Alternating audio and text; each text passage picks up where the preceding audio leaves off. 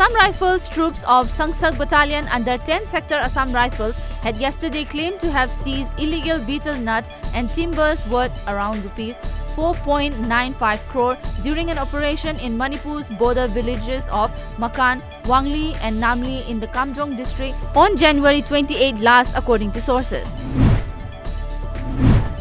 The first Air India flight evacuating 324 Indian nationals from coronavirus hit Wuhan, China landed in Delhi today. The Boeing 747 jumbo aircraft brought 324 people, mostly students, who were stranded in the coronavirus hit Chinese city, media reports said.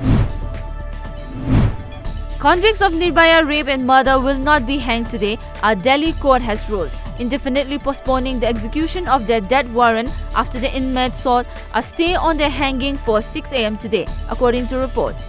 No new date for the execution of the 4 death row inmates has been issued yet.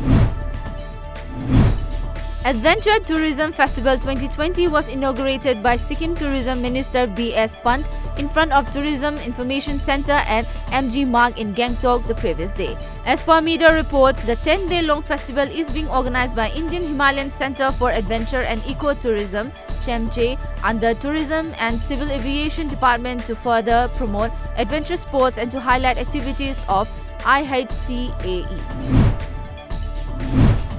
US President Donald Trump signed an executive order yesterday aimed at preventing counterfeit products from abroad from being sold to US citizens who shop online using Amazon.com, Walmart.com or other e-commerce websites, the White House said. Presidential Trade Advisor Peter Navarro urged Amazon, Walmart and digital commerce sites to take steps to ensure that the goods they sell are safe and legal.